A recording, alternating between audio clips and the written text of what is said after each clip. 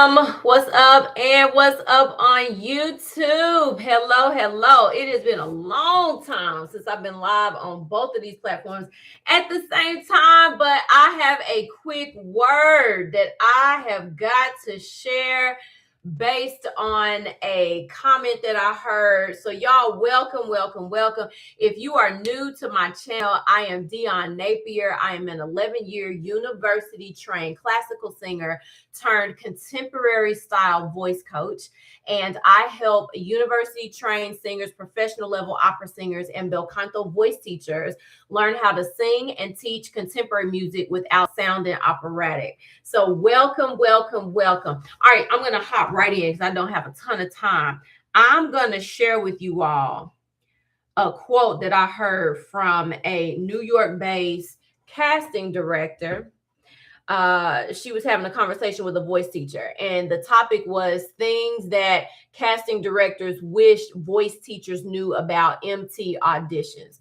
So this was the quote. I'm getting pop-ups over here on YouTube. I don't know what this is. Okay.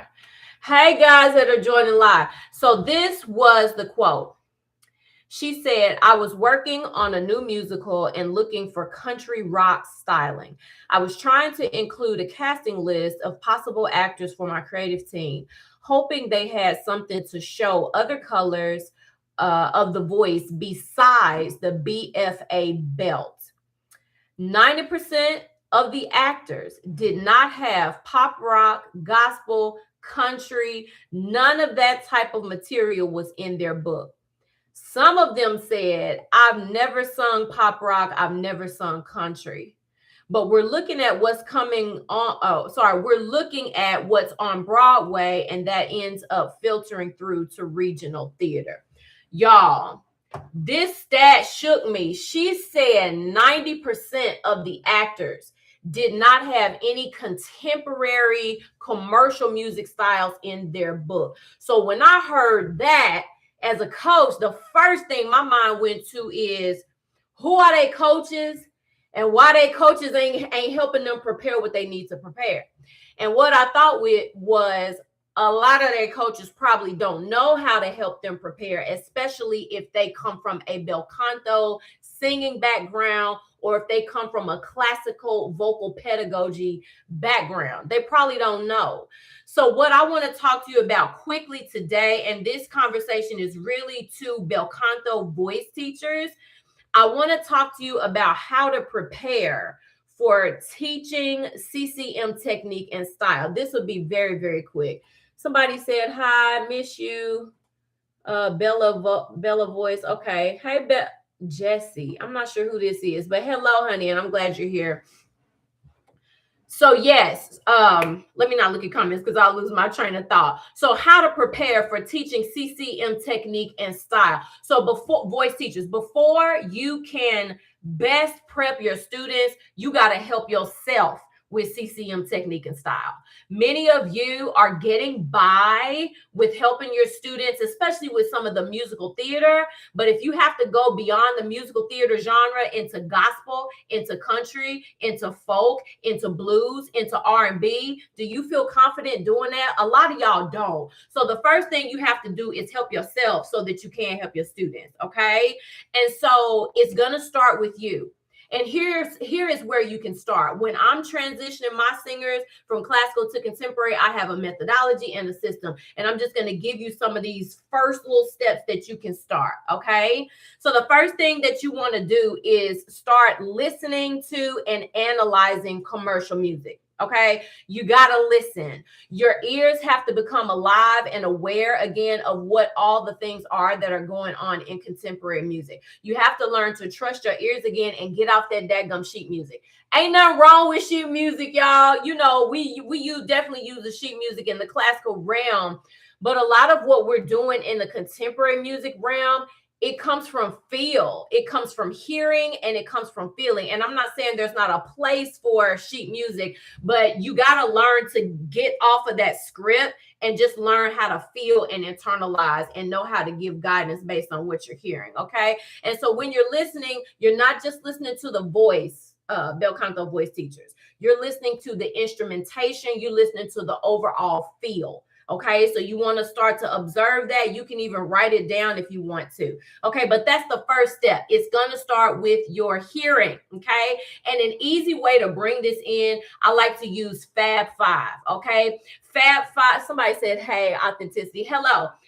Fab Five are the top 5 vocalists or performers that have influenced you over your lifetime. You pick them, you start right there, and you just start listening to some of your favorite songs. That's a really easy way to narrow it in. Okay, that's where you start. Now, let's get into how retraining the voice for Bel Canto voice teachers. Again, this stuff is going to start with you.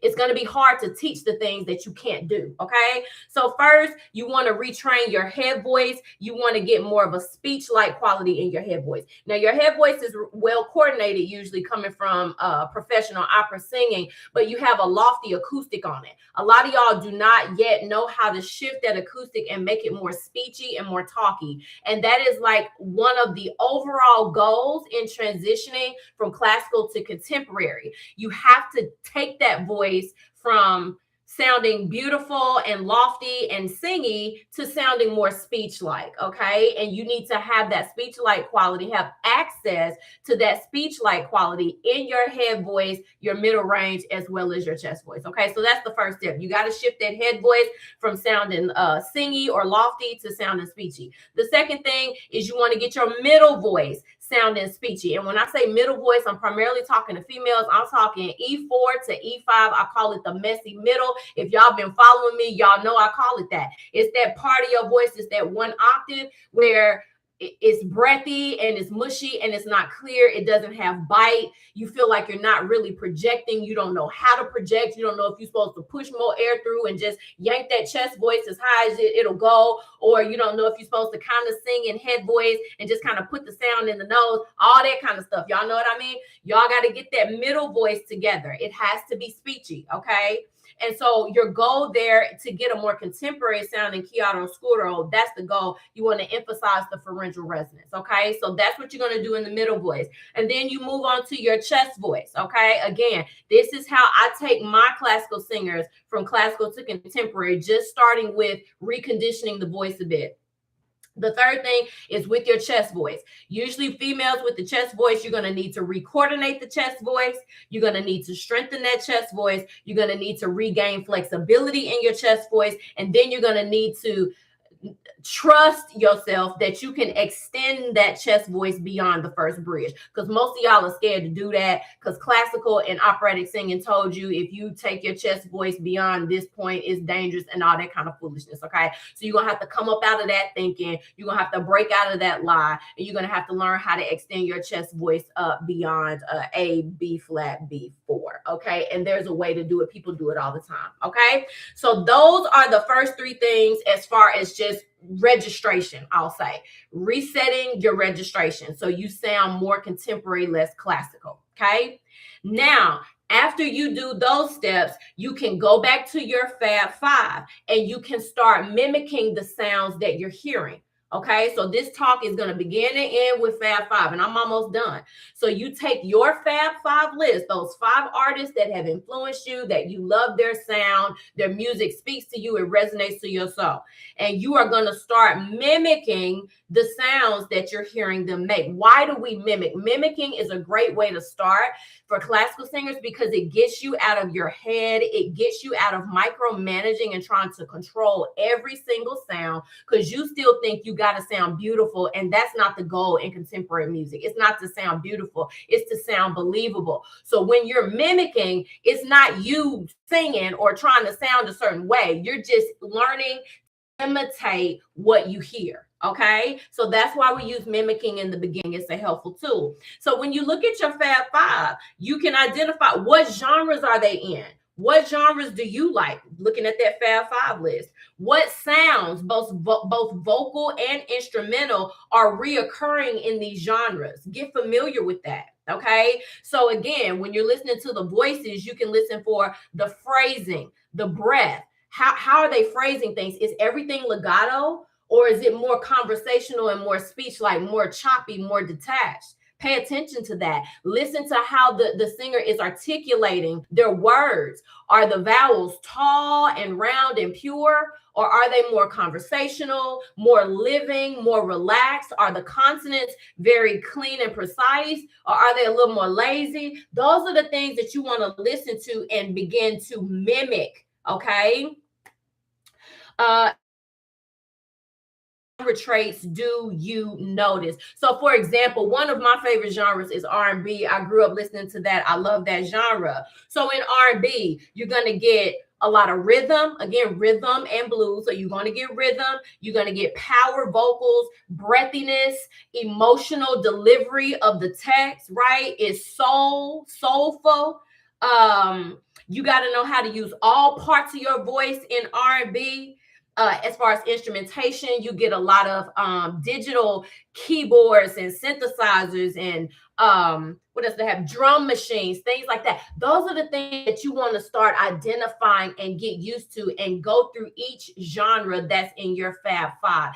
But that is a very simple an easy way to get started. So when your students come in with these songs, or if you need to assign songs to them, you at least have done some of this groundwork yourself and you're not just winging it. Okay. You got to help yourself get prepared first, and then you can better help your students prepare. Okay. I have exactly 5 minutes. So somebody said, y'all can drop some questions or comments or feedback. I hope this all made sense. But y'all, when I saw that 90% statistic, I was like, you got to be kidding me. This is terrible. What's up with the voice teachers? So we went to CCM together. We hung out together with Jessica Lynn. Okay. Yeah, I definitely remember Jessica Lynn and John Christopher, but I'm not recognizing. Jesse, you have to send me a message, baby. Let's see. Did somebody else? Let's see. I've been classically trained and I struggle with my middle voice. How can I find it and get comfortable with it? Yeah, I just told you, you're going to have to learn to emphasize pharyngeal resonance, not head resonance. Pharyngeal resonance is AKA a baby cry. You're going to have to learn how to access that sound, and you're going to have to learn how to blend it into your chest voice and into your head voice from that range E4 to E5. That's your first step as far as resonance strategy. And then the other thing, probably a lot of times with classical singers, I'm talking to Selena Katz. With classical singers, it is reconditioning the vocal cord muscles. Usually coming from classical singing, operatic singing, our vocal cord muscles are just softer. And so in contemporary music, you want to have more of an edge. It's like this steely, I call it like a radio sound. It's like this steely, sharp, cutting kind of resonance, and you can get that, or sound quality, and you can get that from doing things like vocal fry to recondition your vocal cords. Okay, so that answered that. That was a good question. I don't see any more. Any questions on YouTube? I hope that made sense, y'all. So voice teachers, let's do our due diligence. Let's be the first partake. Okay, I'm getting some hearts. Thank you, guys. Let's do our due diligence. Let's be the first partakers. Let's get our voice transitioned, or at least start transitioning, so we know how to listen to contemporary music first, and then we know how to reproduce the sounds that we are listening to, and we can better serve our students. Okay, y'all, I got to go, but if you catch the replay watchers, thank you. You can drop your comments. I would love to hear y'all's thoughts on this. If you have more questions, you can put it in the comment section and we can talk about it. I'm here to help Bel Canto voice teachers level up. How do you work on smoothing the passaggio? I'm not here to talk about smoothing no passaggio. That is basic things that my audience, they already know how to do that. Okay, so if you're asking that kind of question, you may not be my target audience. Okay, I am specifically called to advanced level professional opera singers who come out of university. Their voice is already well built foundationally. They're just trying to learn how to shift acoustics and shift resonance strategies so they can sound more contemporary when they need to and want to sound more contemporary. All right, y'all. I love everybody, but I got to go. I'll holler at y'all later. Bye-bye.